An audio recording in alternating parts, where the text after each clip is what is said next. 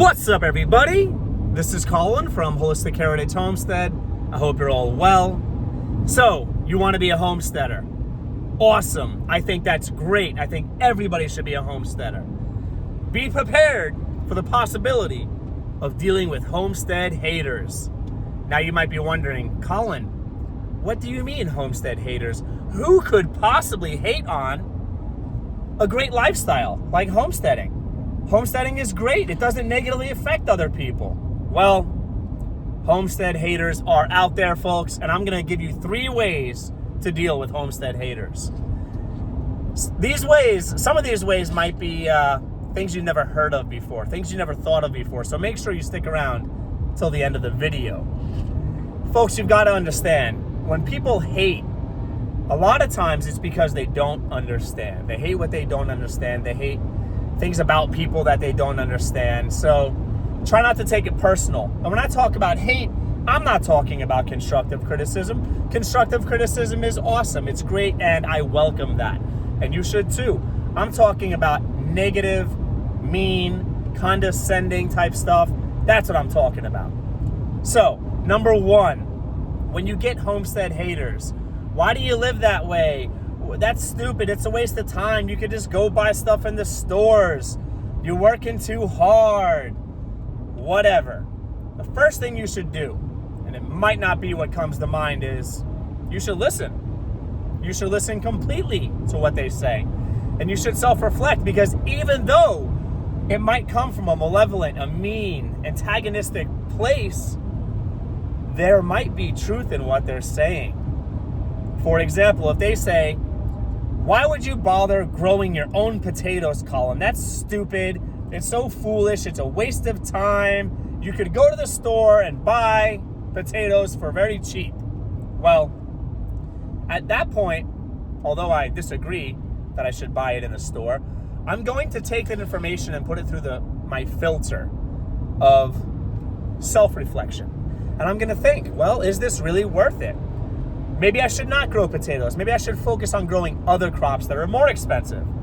Is it worth the time? Well, maybe I could put systems in place that make it more efficient, make me more efficient, and make it worth growing the potatoes. Maybe I'm not growing enough potatoes, and then to make it quote unquote worth it, I should grow more, so that if I'm spending time in a certain area, whatever, using organic fertilizer, which is the only way you should fertilize, all right? Organic soil amendments, then all natural soil amendments, all natural fertilizers.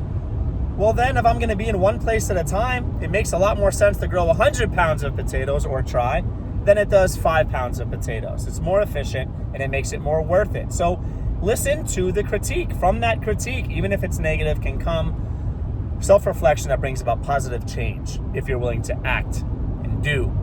So that's number 1. Number 2, take it as an opportunity to educate and motivate. I'm going to put those 2 together, all right?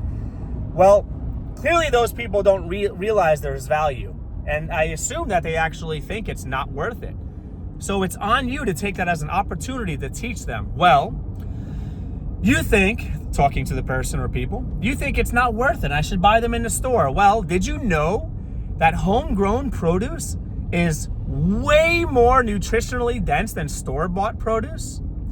Also, they should think about freshness. Freshness is connected to the bioavailability of nutrients and the amount of nutrients that's in the food, okay?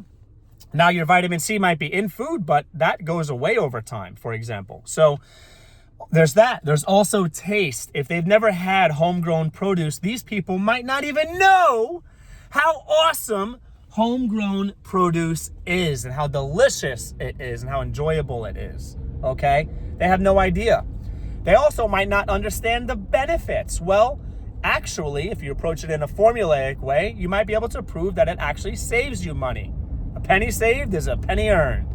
So you can give them more value there. You can also talk about the other benefits, like, hey, well, it keeps me active. I'm exercising, I'm doing things, and that keeps me healthy. I'm getting more access, I'm outside, so I'm out in the fresh air. That's healthier. It's enjoyable. That might give you more sun exposure, which produces more vitamin D, which is super important for overall health and wellness. Vitamin D is super important. So it's your opportunity to educate them. And then just talk to them about the psychological benefits, the mental benefits of gardening, for example, of raising livestock, of being responsible for taking care of animals. You could talk about the way it makes you feel to be responsible and accountable, to be accountable for producing some of your family's, or maybe all, I don't think all is likely, but some of your family's own food, and how that makes you feel like a provider. It makes you feel great to be able to provide that delicious, nutritious food to your family, to your child or children, to your husband, to your wife, if you're a woman, if you're a wife, to your husband, and to yourselves, to everyone out there. So take that as an opportunity to educate, and from that educating place, motivate. Because, folks, please check out my previous video. You don't want hungry neighbors. I go into some detail about why you don't want hungry neighbors. It's in their best interest to be homesteaders. It's also in your best interest to be homesteaders. You don't want people to be hungry around you, especially in emergency preparedness scenarios. So you should motivate them. You could really use it as an opportunity to ignite that homesteading flame and get them to join this massively popular, trendy lifestyle. It's one of the few great trends out there nowadays. So use it as an opportunity to motivate them, get them thinking, and maybe they will start to produce some of their own food. And beyond food, there's other things. There's other things you can get from the homesteading lifestyle, like usable materials. You can grow loofah for sponges. You can grow dyes. You can grow medicinal plants. You can grow materials or harvest materials from sheep, for example. You can grow materials also that you could use for making clothing, okay? So many benefits. So educate and motivate. That's number 2. Number 3, and this is the rough one. Some people might not want to hear. There comes a time in life when really all you can do is pray for somebody or for some people and just hope that they change their heart. It doesn't necessarily mean to cut them off completely, but sometimes you got to cut them off, at least partially.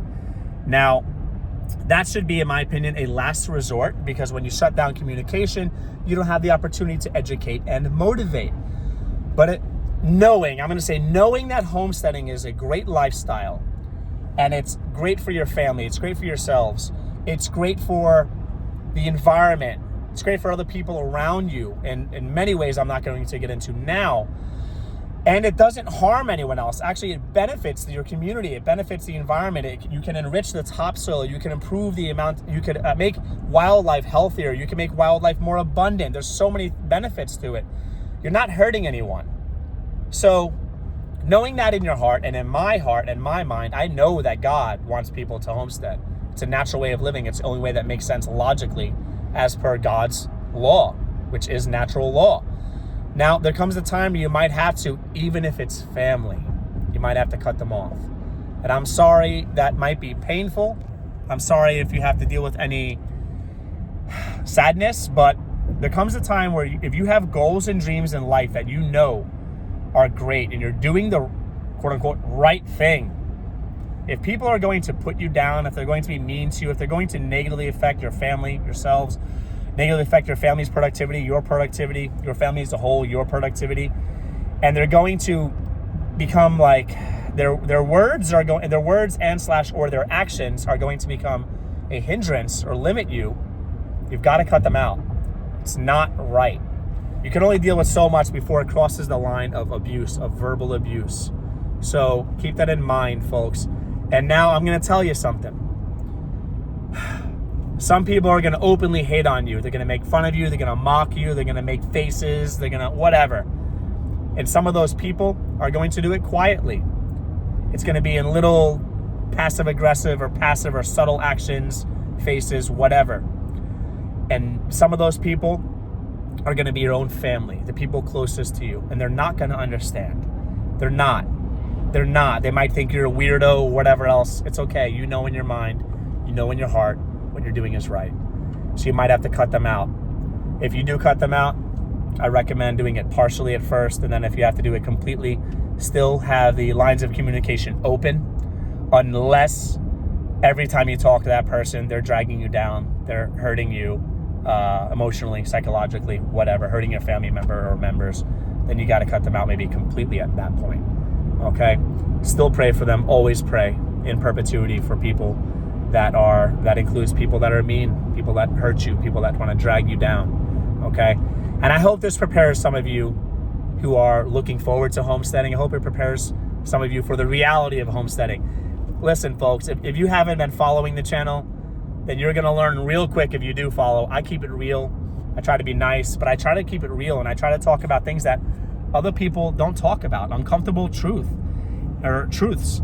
And I just don't want to, I don't want this to be negative. I want to perhaps give you a tip or tips of how to navigate those situations, how to deal with people like that, how to deal with that antagonistic negative energy so that you can keep moving forward. You can come out on top so your family's lives are, your family life is better, okay?